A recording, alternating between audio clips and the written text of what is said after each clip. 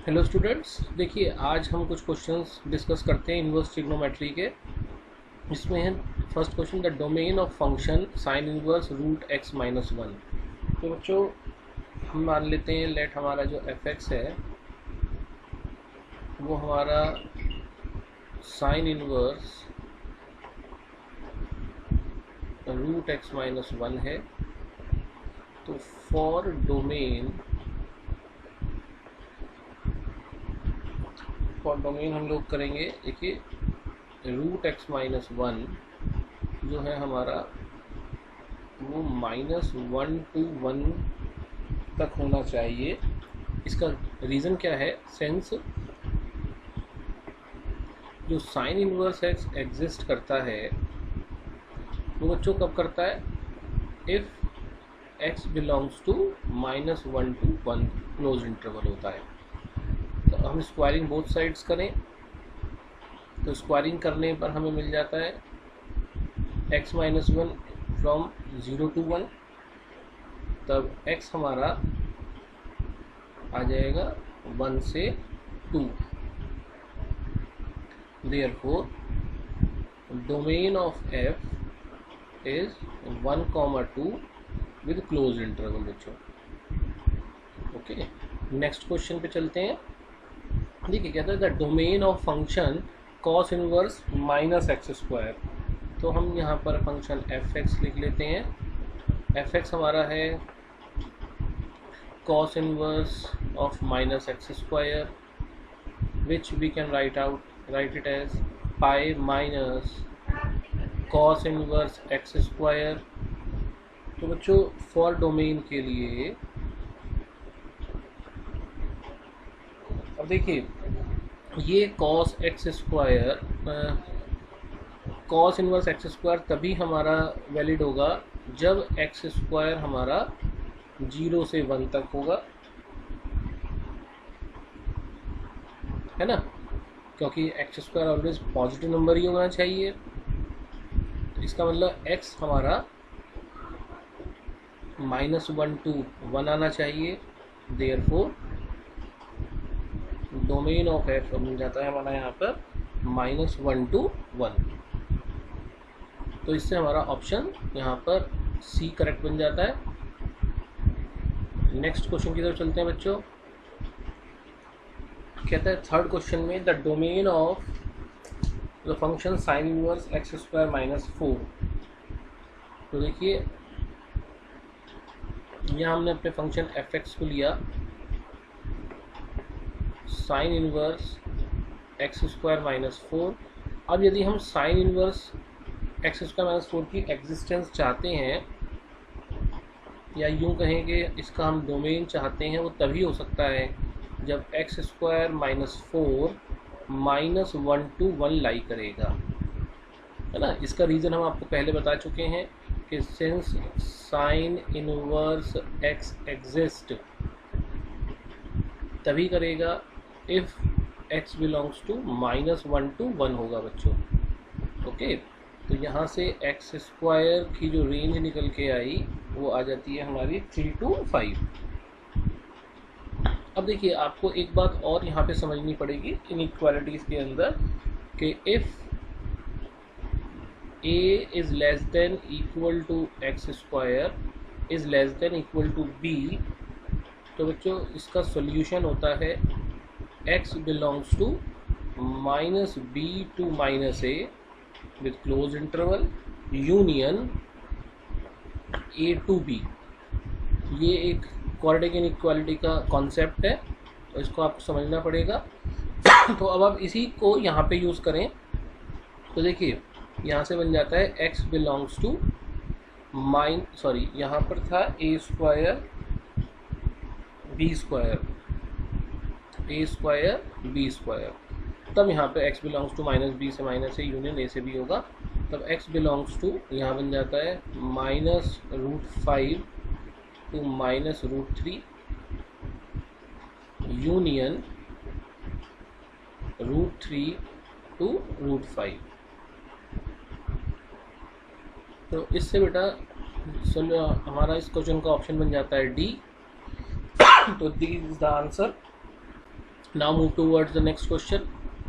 The domain of the function sin 2x plus cos inverse 2x. तो हम यहाँ पे कहते हैं हमारा fx है sin 2x plus cos inverse 2x. तो हम कहते हैं let fx is gx plus hx, where हमने gx को सपोज किया sin 2x और हमने hx को सपोज किया cos इनवर्स 2x. ओके, तो अब हम यहाँ पर दोनों का अलग अलग डोमेन निकालते हैं.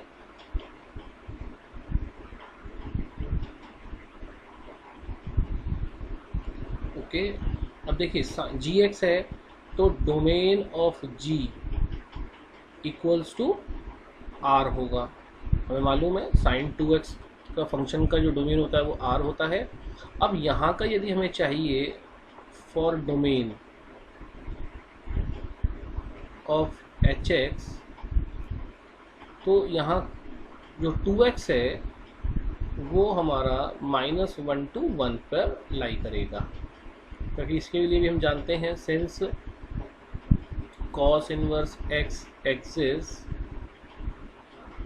If x belongs to -1 to 1, यही थ्योरी हम यहाँ पे भी लगा रहे हैं. तो x हमारा बिलोंग कर जाता है -half is less than x is less than equal to half. Therefore domain of h is -half to half closed interval.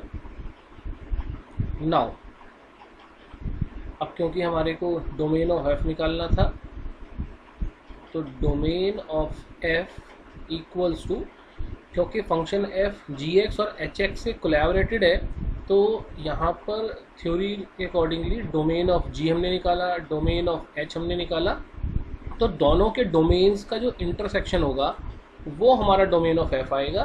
तो यहाँ पे रियल नंबर और domain of h means -half to half का जब हम इंटरसेक्शन लेते हैं, it will come out to be -half to half with closed interval.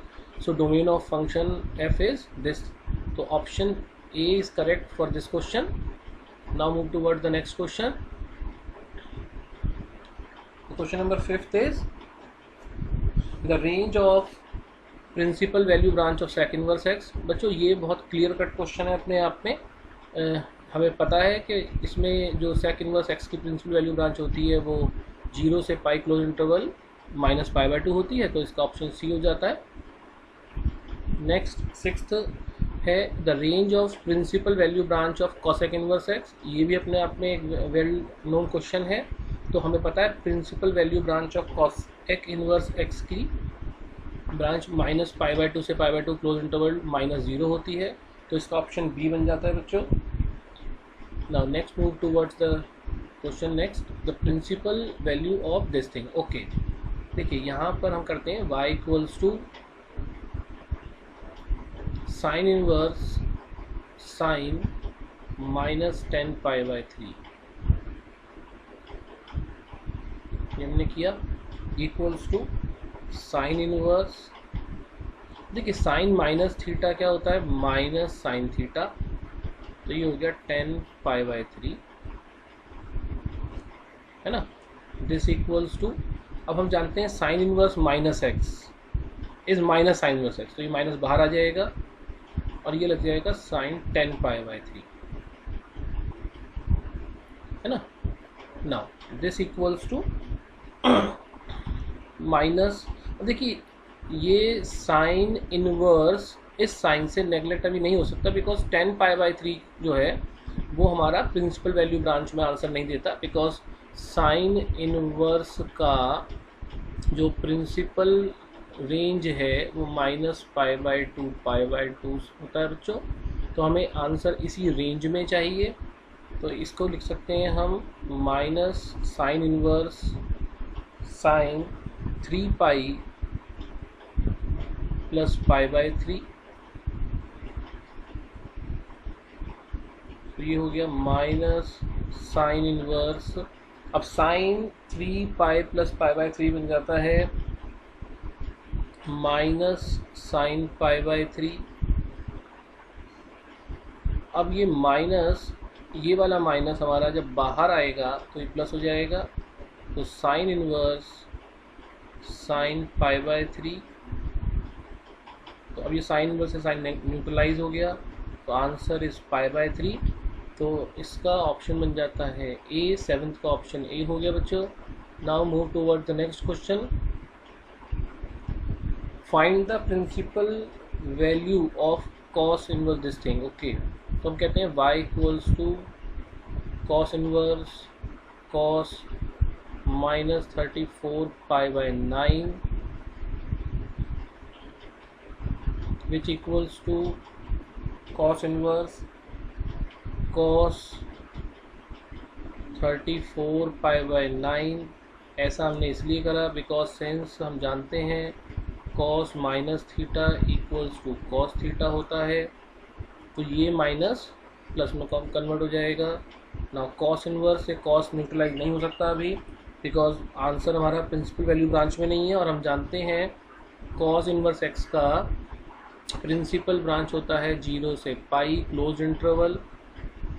हमें इसी के बीच में आंसर चाहिए, तो हम 34 पाई बाय 9 को लिखते हैं 4 pi minus 2 pi by 9। Then ये बन गया कॉस इनवर्स। अब cos 4 pi minus theta is cos theta. Now the answer comes out to be 2 pi by 9। अब ये न्यूट्रलाइज हो सकता है ना, क्योंकि 2 पाई बाय 9 को यदि हम सॉल्व करके देखें बच्चों, तो 2 इंटू 180 बाय 9, 9 2 ज़ा दिस, तो ये निकल गया 40 डिग्री, जो कि इस प्रिंसिपल वैल्यू ब्रांच में आता है। तो 2 pi by 9 is the answer. तो इस क्वेश्चन का ऑप्शन हुआ C. Now next move towards the next one. 9th question बच्चों कहता है find the principal value of this. तो y equals to sine inverse cos 43 pi by 5 equals to sine inverse cos, हम 43 pi by 5 को लिख सकते हैं 9 pi minus 2 pi by 5।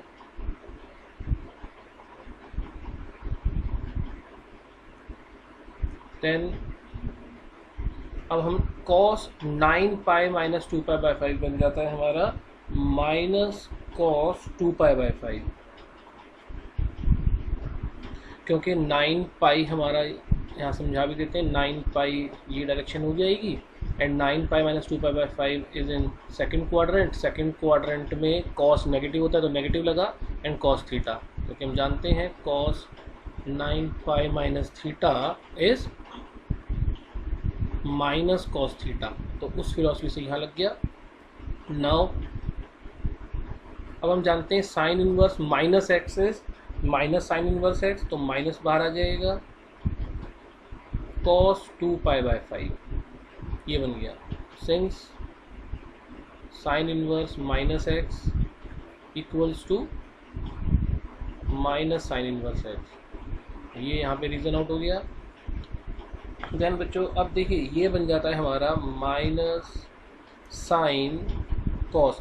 अब हम 2 पाई बाय 5 पे भी सॉल्व करें, डिग्रीज में कन्वर्ट करें, इट विल बी 72 डिग्री। इससे आपको आसानी से समझ में आ जाएगा। अब देखिए कॉस 72 डिग्री को हम लोग लिख सकते हैं according to 10th class theory 90 minus 18, है ना, ये बन गया। Then this equals to minus sine inverse cos 90 minus 18 होता है बच्चों साइन 18 डिग्री। तो आंसर इज, अब देखिए साइन इनवर्स से साइन न्यूट्रलाइज हो जाएगा बिकॉज 18 डिग्री जो है वो साइन इनवर्स के प्रिंसिपल रेंज में है, तो माइनस 18 डिग्री, तो विच इन टर्न को हम अगर कन्वर्ट करें इन टर्म्स ऑफ पाई तो वो होता है इन टर्म्स ऑफ रेडियंस, तो माइनस पाई बाय 10 हो जाता है। तो option number D is correct for this question. Hope you all have understood the questions very well. यदि आपको समझ में आए हैं, हमारे सॉल्यूशंस अच्छे लगते हैं, तो आप प्लीज़ हमारा चैनल सब्सक्राइब करें। Thank you.